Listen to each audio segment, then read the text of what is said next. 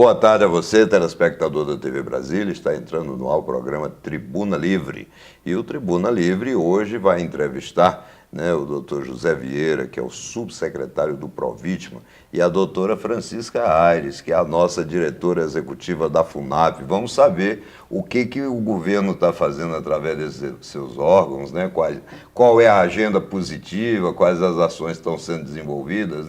Doutor Vieira é presença constante aqui no nosso programa. Seja muito bem-vindo, doutor Vieira. Muito obrigado, boa tarde, deputado Hermínio Ribeiro, boa tarde a todos, boa tarde à doutora Chica. A Subsecretaria Provítima, ela é uma subsecretaria que tem um avanço social muito grande. A subsecretaria, ela atende justamente as pessoas vulneráveis. São as pessoas vitimadas de qualquer espécie de crimes, doméstico, de trânsito e etc. E vamos traçar um diagnóstico da subsecretaria.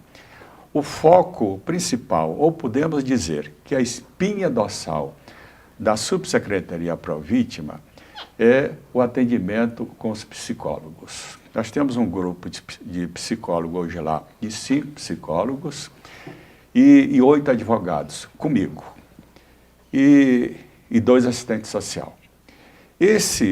As pessoas vitimadas de violência, de qualquer espécie, elas procuram a subsecretaria por telefone ou às vezes pessoalmente. Mas o foco principal do atendimento, deputado Hermínio Ribeiro, são os boletins, as ocorrências das delegacias. Ocorrências policiais. As ocorrências policiais. Mas assim, um caso específico para o nosso telespectador, tipo assim, que tipo de violência? A pessoa... o que é mais procurado lá? O que é mais demandado? Vamos supor, a semana passada nós recebemos a visita de um conselheiro tutelar, pedindo ajuda para uma família que estava sendo atacada pelo próprio marido lá no Guará. Imediatamente chamamos essa família e colocamos na presença dessa família o psicólogo, o advogado e o assistente social. Aí é onde começa o trabalho da Provítima. Aí, no caso, chamou a família e também o agressor?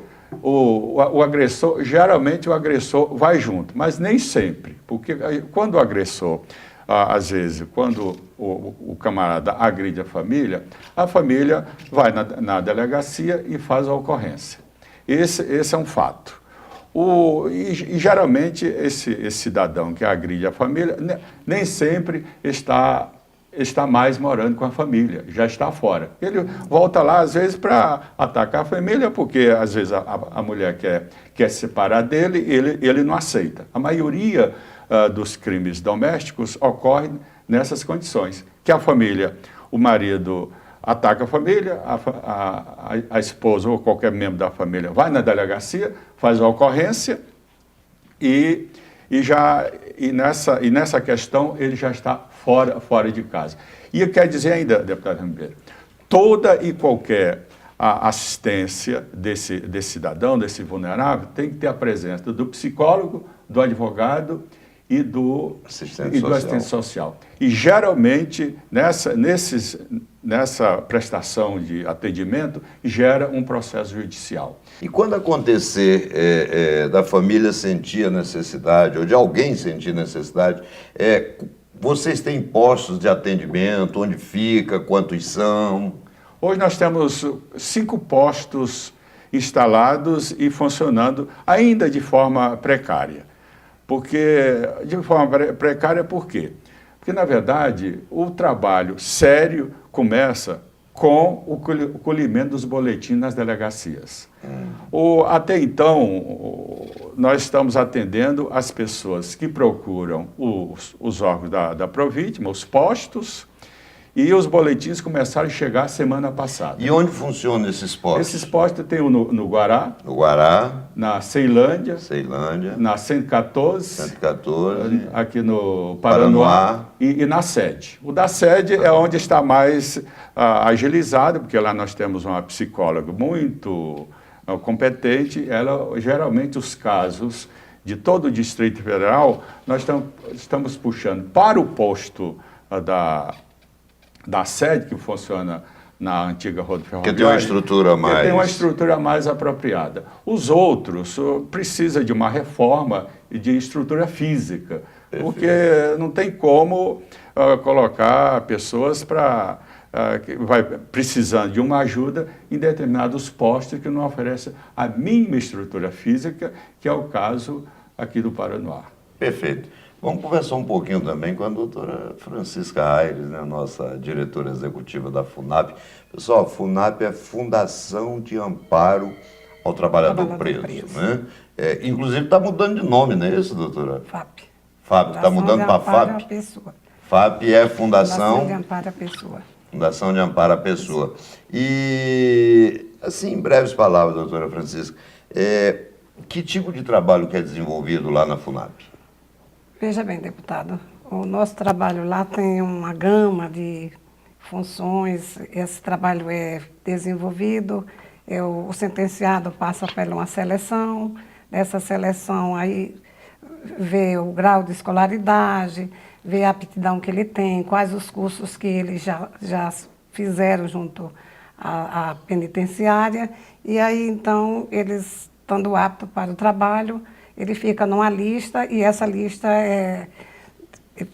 fazemos a contratação de acordo com a ordem cronológica daquela lista. O que acontece?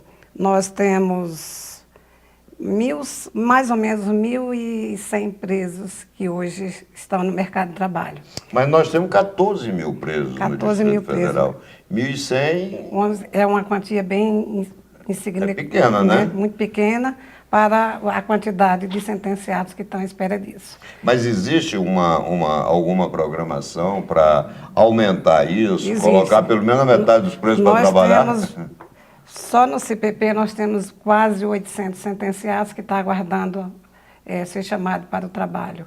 O que vem acontecendo nessa gestão, nós temos apenas 57 dias, e desses 57 dias já colocamos mais de 100 sentenciados trabalhando nos mais diversos órgãos. E qual é a grande dificuldade para colocar para trabalhar? A dificuldade, eu acredito que seja a divulgação, né, de como a FUNAP trabalha, como é o contrato de trabalho. Esse contrato de trabalho é ativo. Eu tenho que puxar a orelha da assessora de comunicação de lá, não é não? A Nayara? Não digo que seja a Nayara, né, a culpada disso. Eu acho que as gestões anteriores deveriam ter divulgado mais, mas hoje a gente já está fazendo uma divulgação que para nós já é expressiva, pelo fato de você ter 57 dias trabalhando, já colocar 100 sentenciados no mercado de trabalho, e temos, assim, recebido várias, pedindo informação de como funciona. Ontem mesmo eu fui surpreendida com a AGU, que é a sua casa, e me pedindo para mandar como funciona o tipo de trabalho. Hoje nós já estamos providenciando isso para mandar, e, a princípio, eles precisam de mais ou menos 50 reeducandos. E isso, para mim, é uma grande vitória, porque nós, nas nossas entidades, principalmente no meio jurídico, então já utiliza, né, dessa máquina que é a máquina do trabalho. E a iniciativa privada, doutora? A iniciativa privada ainda está... Porque nós temos aí o Sinduscom, FEComércio, associações comerciais das cidades. Por exemplo, eu sei que a Associação Comercial de Sobradinho, que é presidida pelo Jair, né, uma vez manifestou interesse. Né? Precisa, né, ter um casamento melhor nessa história. Mas a gente está né? namorando esse Está namorando, está namorando, está no flerte, e logo em seguida eu acho que vai dar namoro. Doutora Francisca, não existe mais flerte não, a gente já namora direto. Mas eu ainda sou da época do flerte, né? Mas qual é a meta? Quando é que a gente vai atingir um patamar de pelo menos botar uns 30% ou 40% desses presos trabalhando, doutora Francisca? Deputado, essa é a minha vontade e é a sua, porque eu já conheço de longas datas. Quando eu fui secretário de Justiça na época, nós trabalhamos nisso. Né? E a sua preocupação sempre foi constante nisso.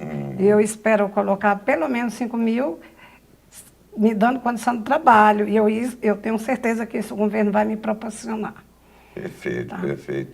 E hoje, como é que o preso, né, que é o sentenciado, como é que ele vê, né, essa perspectiva? Ele espera ansioso, ele está querendo, ele não está querendo, como é que é isso? Veja bem, doutor Raimundo, a expectativa dele é muito grande. A vontade é imensa de trabalhar. E os familiares também, né? E os familiares também, os diretores das penitenciárias, já fizemos reuniões, estamos trabalhando assim, afinco, você sabe que houve essa mudança, mas só no CPP, como eu já falei anteriormente, são quase 800 sentenciados, e o doutor Marco Aurélio está muito empenhado nisso. O doutor Marco Aurélio é o diretor do CPP. O diretor do CPP. Fizemos a reunião semana passada e a gente ventilou várias frentes de trabalho, como que a gente iria propiciar isso, e eu acho que vai acontecer logo em breve. Ok, bem, você telespectador, você que é empresário, você que é dirigente de algum órgão público, quando você contrata um sentenciado para trabalhar, primeiro tem algumas vantagens, né? Segundo, você contribui muito para diminuir a violência no país. Por quê? Porque quando você contrata essa pessoa, você oferece uma oportunidade dessa pessoa mudar o curso da sua vida, ela sair do caminho do crime para o caminho do bem, né? E essas pessoas precisam de uma oportunidade porque, afinal de contas, nós sabemos, né, que a situação já está difícil. E para quem está acabando de sair, né, de um presídio por estar cumprindo uma pena, é mais difícil ainda. Mas o doutor Vieira queria complementar alguma coisa sobre a questão do Provítima? Doutor Ribeiro, eu queria só esclarecer que a população do Distrito Federal precisa saber que a Secretaria de Justiça oferece esse tipo de atendimento aos necessitados, às pessoas vitimadas de violência. E ainda, quando assumimos a Provítima, nós encontramos tudo paralisado. Tinham apenas 4 servidores do quadro também sem nada a fazer. De forma que nós tivemos que remontar toda a estrutura da subsecretaria. Tanto que a equipe jurídica fez um mutirão em todos os postos, tinha processo de tudo quanto é jeito. A equipe jurídica, nesse mutirão, fez um levantamento de 3.057 processos. Desses 3.050 processos, alguns judicializados, até com audiências marcadas, e muitos ainda, nem os advogados nem compareciam, porque lá nós temos, e os outros processos administrativos. Então, a Provítima está fazendo uma seleção de todos os processos, vendo o que é processo administrativo e quais são os processos judicializados para colocar a secretaria... Enfim, tentando colocar a coisa no caminho certo, para né? funcionar, porque, Tá na certo. verdade, estava tudo paralisado. Tá bom, bem, doutor Vieira, Eu queria fazer um adendo também. Então, faça o adendo, doutora Francisca. A senhora tem preferência. Eu queria dizer que é muito benéfico o trabalho do sentenciado, tanto para o contratado para o contratante. Porque o regime que rege a legislação do sentenciado não é a CLT, é a própria lei de execuções penais. E qual o benefício para quem está contratando? Ele é isento de previdência, é isento do FGTS, ele... Quer dizer, o empresário deixa de pagar alguns encargos sociais que com o trabalhador comum ele pagaria. Oneraria muito mais. E a coisa melhor que existe, ele dá oportunidade para que o sentenciado trabalhe. Com isso, tem a remissão da pena, cada 3 dias trabalhado, existe, né, a redução. E para ele é muito gratificante, porque ele está sendo reinserido na sociedade. A sociedade só tem a ganhar, né? Só tem a ganhar, com certeza só tem a ganhar. Porque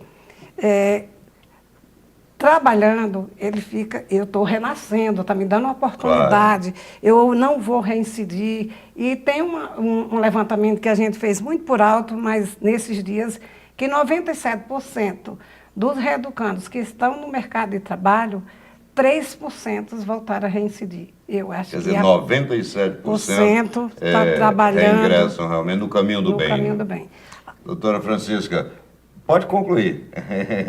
Eu espero que na próxima entrevista eu possa dar um número bem maior do que a gente está passando melhor, hoje. né? Agradeço ao doutor José Vieira, agradeço à doutora Francisca Aires, né?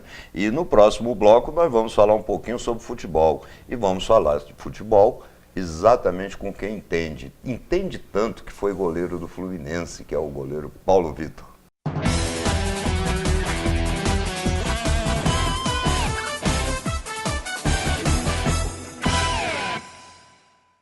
Estamos de volta com o Tribuna Livre e agora vamos falar de futebol, né? Vamos falar de Paulo Vitor, né, Paulo? Você, Bom, né? Quando a gente fala de futebol, tem que falar de você, né? E você tem uma carreira vitoriosa. Primeiro porque atingiu o seu auge, né? Defendendo o maior time do mundo, que é o Fluminense, né? O nosso Fluminense. Aliás, Tá aí mostrado. Tem um chaveirinho aqui, você dá uma olhada, olha que só, coisa rapaz, linda. que coisa bonita, hein? É que eu sempre falo, né, deputado, é que todas as bandeiras no Brasil são tricolores. É verdade. Só uma que destoa, que é aquela minha empresa da Paraíba, mas tá tudo certo.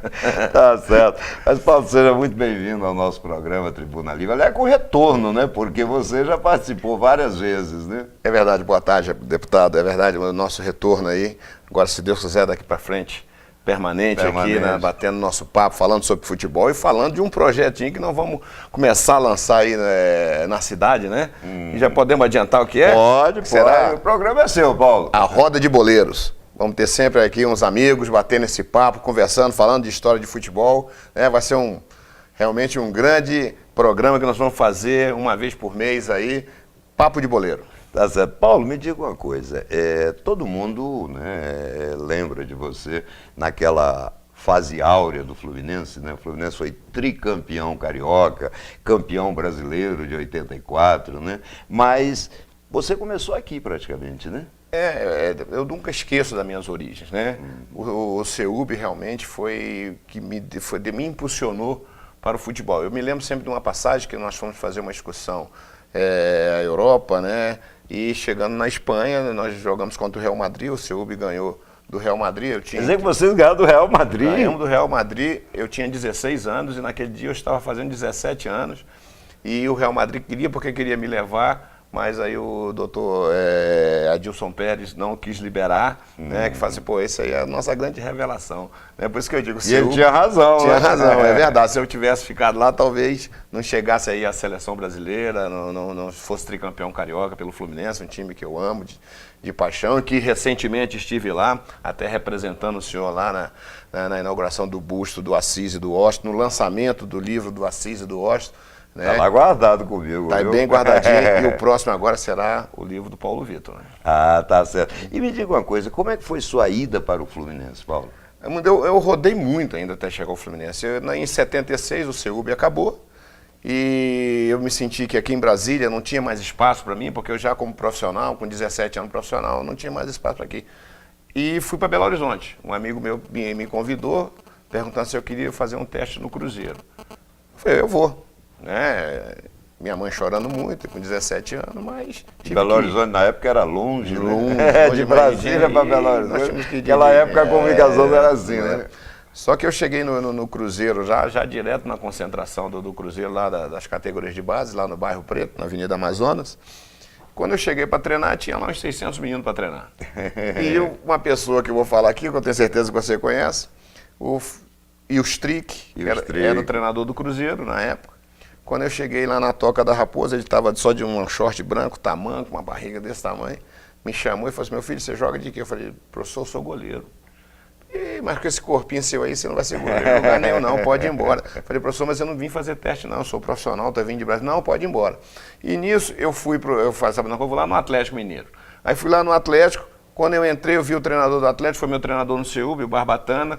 Aí ele me chamou e falou assim, pô, meu garoto, chegou na hora, estou precisando de um goleiro. Então, quando a Rede Globo anunciou que o Atlético tinha contratado um novo goleiro e o presidente do Cruzeiro estava assistindo a TV, aí ele falou assim, pô, mas esse garoto mora aqui na minha concentração. Eu morava na concentração do Cruzeiro e treinava no Atlético. Que história é essa? Aí dali eu já fui embora, já fui pro Mato Grosso, Do Mato Grosso eu retornei a Brasília, de Brasília eu fui para o Vitória do Espírito Santo e de lá que eu fui para o E Fluminense. quem lhe levou para o Fluminense? Na verdade, naquela época, em 79, ali tinha ali aquele campeonato entre seleções sub-20, tipo um campeonato brasileiro. E eu jogar na cidade a seleção carioca e a seleção capixaba. E nós fizemos a preliminar, Vitória e Desportiva, que era o clássico. Né?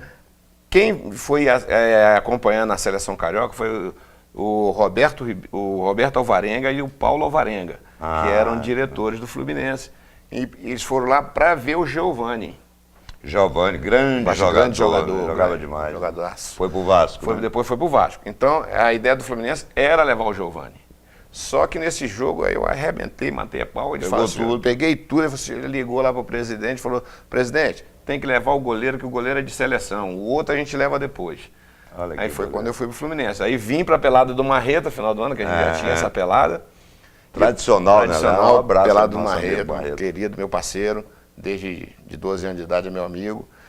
E então... 12 anos de idade sua, né? Porque o Marreta, 12 anos, ele não lembra mais, né? Com a idade, só o Marretinha. Né? É só o Marretinha. Aí, então, eu peguei o Jornal dos Esportes, estou vendo um burburinho lá de fora, coisa e tal, corre aqui, eu tive que abandonar a pelada, fui lá, quando eu vi lá no Jornal dos Esportes Fluminense, compro o goleiro do Vitória do Espírito Santo.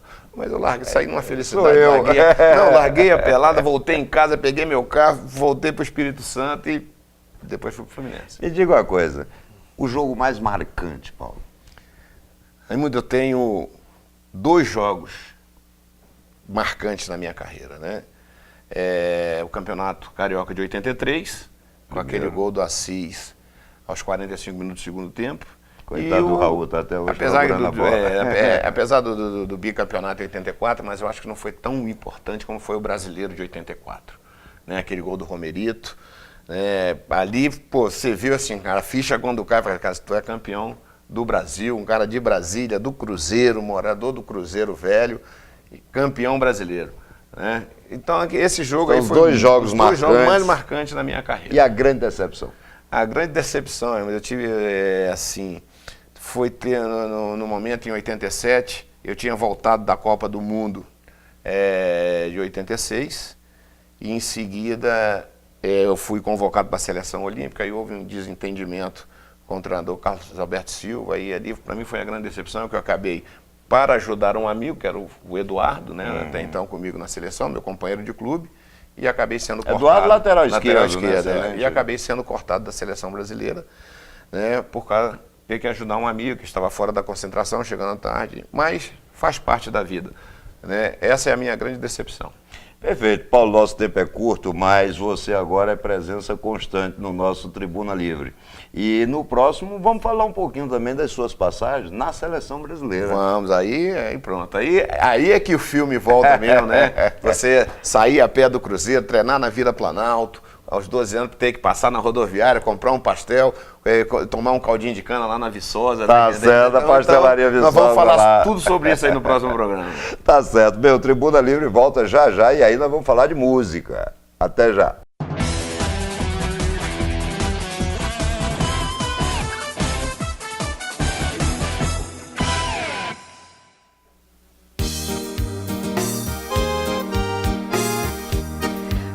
Devagar, porque eu já tive pressa e levo este sorriso, porque já chorei demais. Hoje me sinto mais forte, mais feliz, quem sabe só levo a certeza de que muito pouco eu sei. Pessoal, isso aqui é o Tribuna Livre. E agora nós vamos falar um pouquinho de música sertaneja. Você já notou aí, né? Nós estamos aí recebendo a Carliane Alves. Seja muito bem-vinda, viu? Nosso programa Tribuna Livre fica muito honrado com sua presença, né? Obrigada, bom dia. O prazer é meu. E me diga uma coisa, como foi que começou essa história de você cantar, entendeu? Onde foi? Você é daqui de Brasília, enfim. Então, eu sou maranhense. Ah, Maranhão é um bairro lá do Piauí. Ah, tá. Pode ser, tudo bem. Sou maranhense, sou da cidade de Chapadinha, que fica a uns 240 quilômetros da capital. E há 17 anos que eu Você me começou apaixonei. lá? Comecei lá. Ah, tá. E aí resolveu... Foi. Por Brasília tem um atrativo assim. Brasília é a capital, por ser a capital do Brasil, tem esse atrativo, né? E é uma cidade que eu me identifico muito por E quando acolher. é que você descobriu essa veia, né, artística? Gente, olha, isso é uma coisa assim que é inexplicável, porque eu sempre falo o seguinte: quando a gente nasce com o dom, de uma certa forma, de uma forma ou de outra, você Então, acaba pequenininha descobrindo. você já cantava? Na igreja, chorava para cantar em igreja, para cantar no Dia das Mães, na escola, e por aí foi. Tá certo. E quem é que te inspirou? Olha, eu sou, digamos, uma admiradora muito grande de Roberta Miranda. Roberta Miranda. De Roberta Miranda. Que foi praticamente uma das precursoras, Exatamente, né? pioneira, exatamente, da música pioneiras. sertaneja. E Ah. até hoje está aí brilhando, né? É verdade, é verdade. Mas você já pega uma fase muito boa, né? Porque durante muito tempo, né, a música ela era marginalizada, né, esse estilo, né? Exato. Mas agora não, agora é uma Graças coisa, a né? Deus, nós chegamos numa fase já bem tranquila, já bem, bem diversa, né? Como você mesmo falou, para se chegar até aqui, outros suaram muito. Abriram o caminho, Abriram né? o caminho, exatamente. É verdade. E como é que é a sua programação aqui em Brasília? Então, aqui em Brasília eu passo muito show em casas de show, choperias, festas Pode particulares. falar o nome, não tem problema não. Pode? Ai, que bom, pode. então. Em Sobradinho, Tonel, Asa Norte, temos também o Paiol lá em São Sebastião, temos festas particulares, é a maioria, né? Temos também um restaurante Bom Tempero na Asa Norte. Ah, no quadras- Bom Tempero, você toca lá? Exatamente. Que beleza, hein? Na 714 da Asa Norte. E por aí vai. Ah, que ótimo. E me diga uma coisa, se alguém quiser fazer a contratação, né, de um show, alguma coisa assim, como é que faz? Telefona para quem? Então, fala diretamente comigo. Às vezes as pessoas têm aquela dúvida. Carliane, eu falo com você? Sim. Por enquanto, sim. Certo, certo. Então, assim, temos os nossos telefones de contato. 81855341. Peraí, 8185 53 5341 9919-5428 ou 9156-5077. Pronto. Realmente você só não consegue falar com a Carliane se não quiser. Exatamente, porque, se não quiser. Existe. Agora, eu descobri uma coisa, né? Fora aqui da música, né? O Paulo, seu marido, né? Parece estar sem moral em casa. Ai, Ele é gente. tricolor e você é palmeirense. Pois é. Ai, que coisa. Lá em casa a última palavra é dele. Mas Sim, eu acho, senhora. mas olha, sinceramente, eu acho que você tem recuperação. É só ele se esforçar mais Ai, um pouquinho. senhor, não, tá na veia também, viu? Tá na veia. Certo. Ô, Carliane, mas que coisa boa. Então vamos fazer o seguinte, dar mais uma... Vamos sim. Vamos sim, ouvir lá. mais um pouquinho? Ó, só dar um recadinho breve, nós estaremos com um novo trabalho, né? CD novo, músicas inéditas. A gente vai levar uma que o pessoal no nosso show pede muito, muito mesmo. Então tá certo. Então antes da gente encerrar o nosso programa com a Carliane, eu quero fazer um convite a você. Amanhã, em frente ao Congresso Nacional, às 9h30, Brasília inteira estará lá para lutar contra a corrupção. Compareça também. Pegue sua esposa, pegue o seu marido, seus vizinhos, amigos, filhos, chame todo mundo e vá dizer qual é o Brasil que você quer. Com certeza é um Brasil sem corrupção. Amanhã, 9h30 da manhã, em frente ao Congresso Nacional. Mas, Carliane, vamos encerrar o nosso programa. Vamos. Eu quero lhe agradecer muito, entendeu? E dizer que o Tribuna Livre está à sua disposição. Quero agradecer muito aos nossos telespectadores pela audiência, pela paciência, né? Se Deus quiser, sábado que vem estaremos juntos novamente. Mas nós vamos encerrar o nosso programa ouvindo essa voz maravilhosa da Carliane Alves. Obrigada, eu que agradeço.